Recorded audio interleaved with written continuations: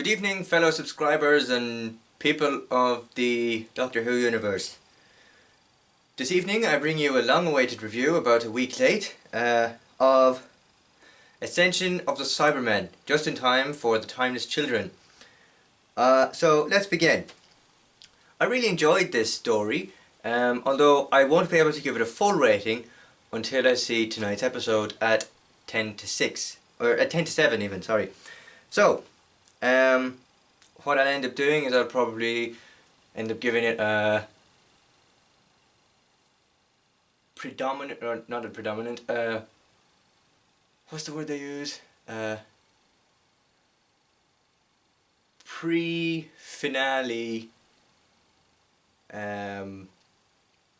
rating, and then once I've seen the finale I'll come back and review that, and then I'll do an overall Series 12 thoughts and what I thought of the series, and then I'll include the two stories as one big story, and that's my overall rating.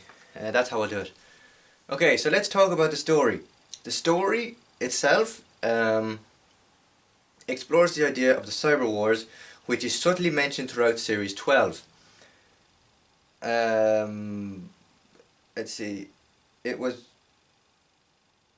really extensively explored in Russell T Davies's era of Doctor Who. If you look back at maybe The Age of Steel and a few other Cybermen stories, it might be, if you look back at a few other Cybermen stories from that era, and especially some from Stephen Moffat's era, then you'll probably get the idea of that. But in Russell T Davies's era, his kind of Cyberman stories kind of focused on parallel Earths and parallel universes, where the Cybermen kind of interlink with new real Earth and then parallel Earth. So there is some sort of connection there, but it's not as heavily connected to as Chris Chibnall's writing. Let's see. Let's talk about the characters. The Doctor in this episode did a fantastic job. I said this every series, or I said this every episode throughout Series 12. And I like the fact that when part of Series 12's promotion was the big kind of hype that it delivers around the new series, and the fact that in Series 11 we got kind of a passive aggressive kind of Doctor, whereas the Series 12 kind of delves deeper into the Doctor's emotions with the Master, trying to figure out what he had done with Gallifrey in Spyfall Part 1 and 2, and then exploring her kind of anger emotions very strongly. Gaz had something to do this week. She gave a speech about when the Doctor and Ryan were away on the cyber planet trying to figure out how to stop the cyber wars. Yaz and Graham kind of went off with the Irish folk on the spaceship, and then when the Doctor and that weren't there to kind of break a plan, Yaz and Graham kind of stepped in and said, look, the Doctor's not here, but we have a plan. And then it kind of kicked off from there. And Graham, well, he's always the hilarious one. He always has these fantastic one-liners that Chris Chibnall or Bradley Walsh kind of I don't know, comes up with on the spot. And then Ryan didn't really do much apart from run away, even, which is, I don't know, some weeks Ryan has a lot of things to do, other things Ryan doesn't have a lot of things to do, and then other times, like last week, he just ran away and stayed with the Doctor and ended up almost getting shot. So I suppose we'll see if he improves this week. Uh, Certainly looks like something's going to happen to him or someone, because in the next time trailer for The Timeless Children, Ryan looks to be angry at something. It's unclear at this moment what though, so the trailer doesn't really give too much away. Yeah, now on to theories.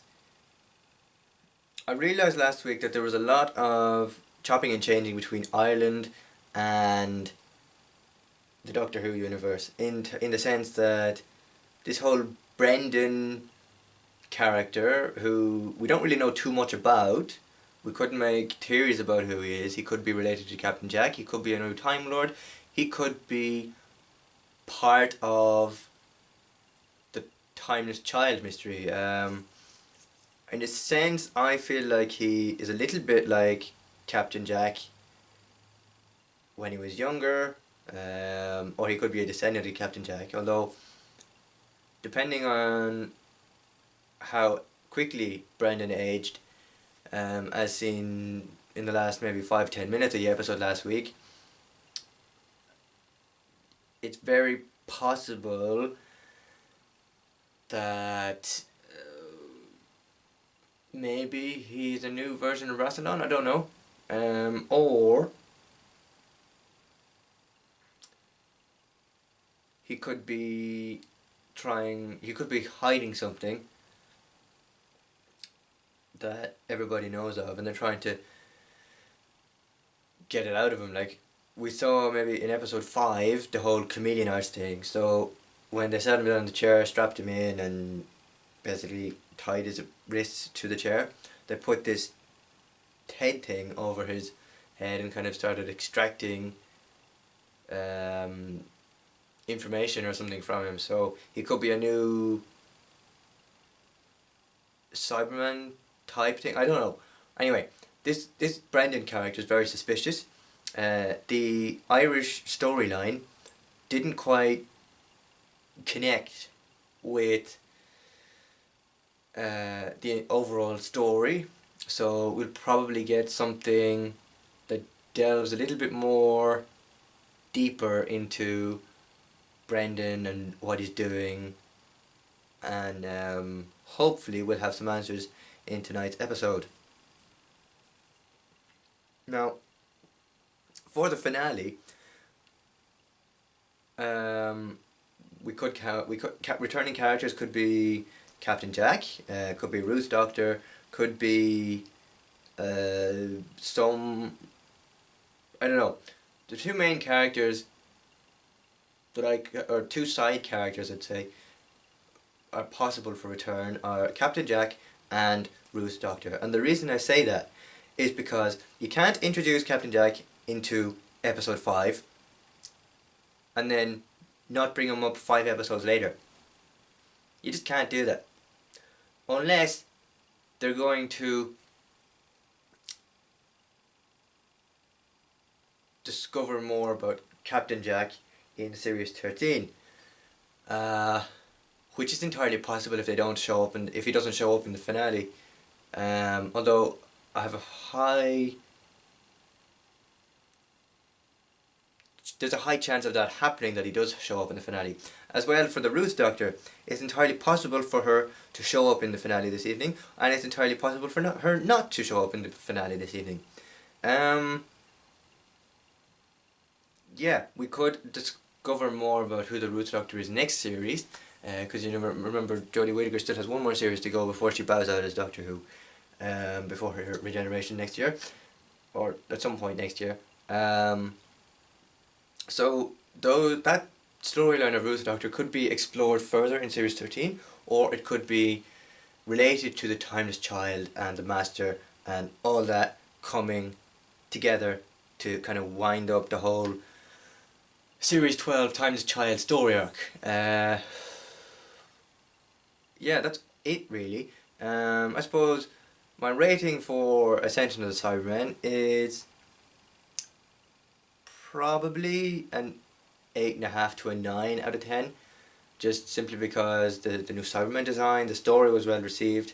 There was a bit of the story that didn't quite match up, but I suppose it'll make more sense this evening, when all the storylines are wrapped up, and when we find out who Brendan is and what his purpose is, and who is the timeless child, or who are the timeless children.